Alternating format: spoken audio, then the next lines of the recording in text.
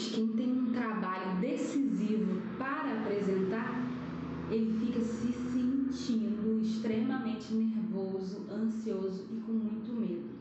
Então, nesse ponto, eu quero conversar com vocês para a gente negociar, para a gente entender o que está acontecendo com esse medo, esse pânico.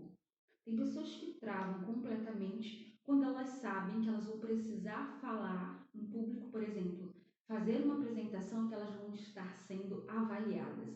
Então, eu gostaria de trazer para vocês uma parte, para citar algo que eu busco trabalhar e desenvolver com os meus clientes e pacientes, que é como que nós vamos compreender o nosso medo.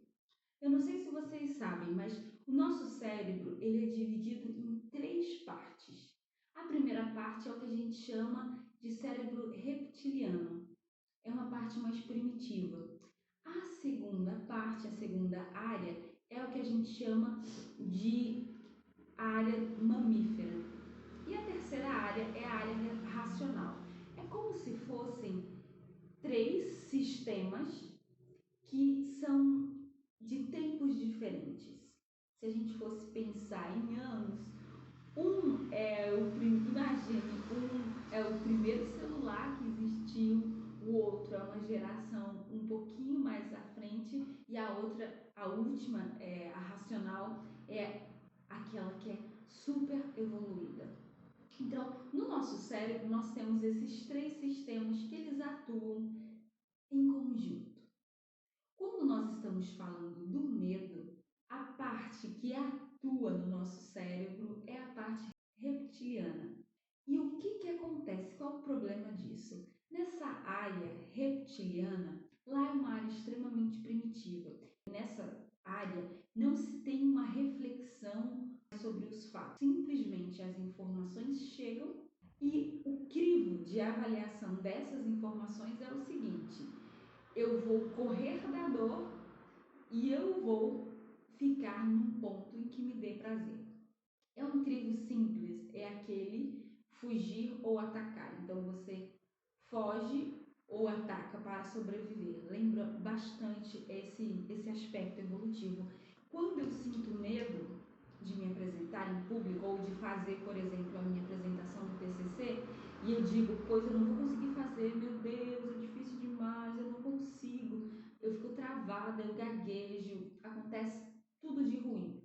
Essa área do nosso cérebro que está ali, ó, trabalhando e dizendo para você, isso vai te causar dor, minha filha, então fuja.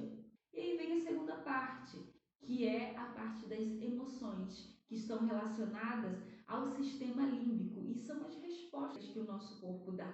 E às vezes uma resposta, ela é emocional, por exemplo, às vezes dá uma dor de barriga muito grande na gente, quando a gente sabe que vai ter uma apresentação importante, às vezes a gente treme que não consegue controlar a tremedeira. Então, assim, são reações advindas desse sinal de dor, não quero participar. Então, o nosso corpo, ele vai encontrar sinais emocionais ou físicos pedindo, implorando pra gente não fazer aquilo, porque inconscientemente a gente não quer sofrer. O que nós temos na nossa mente é que falar em público, em que ser avaliado, de alguma forma vai nos trazer dor. E a última camada do cérebro, que é o neocórtex, ele trabalha em tudo aquilo que é lógico, que é racional. Então ele diz, opa, peraí, não é bem assim, vamos repensar. Então lá existe a possibilidade da gente pensar sobre algo que simplesmente a gente acredita que é, sabe? No reptiliano, nessa parte do reptiliano, está muito associada a essa questão das nossas crenças limitantes. Ah, não consigo, isso não vai dar certo, isso não é para mim. E o racional, ele nos traz a possibilidade de repensar e reorganizar a nossa rota para que a gente consiga atingir aquele nosso objetivo, que é a apresentação.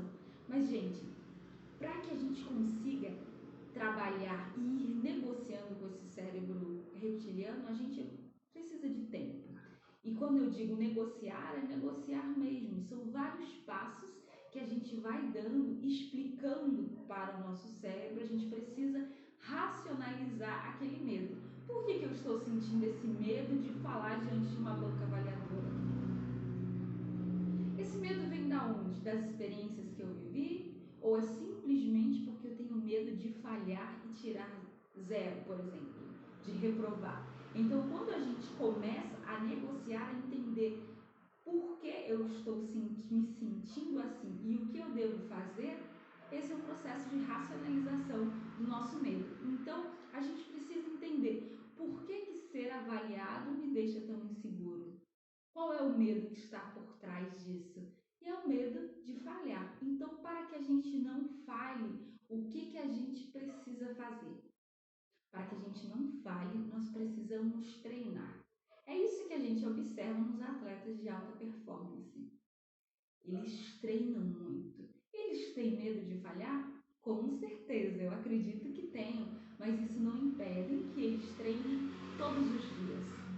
Eu acho até curioso, o Barack Obama, ele treina muito, exaustivamente, todos os discursos que ele faz. E às vezes a gente olha uma pessoa falando tão espontaneamente, a gente pensa, nossa, que espontâneo. Sim, é espontâneo, mas apresentar um discurso espontâneo, bem tranquilo, que envolva a plateia, que não seja mecânico, não significa que todos os passos daquela apresentação não foram milimetricamente calculados. Uma apresentação espontânea não quer dizer que seja uma apresentação que não foi ensaiada. Então, eu recomendo fortemente que vocês fiquem atentos. Primeiro, racionalize esse medo, vê de onde que esse medo está vindo. E a partir disso, ver o que nós vamos fazer para ir negociando devagarzinho com esse nosso cérebro reptiliano sobre o que a gente precisa fazer. E que a gente não vai parar e a gente vai fazer de uma maneira linda, brilhante.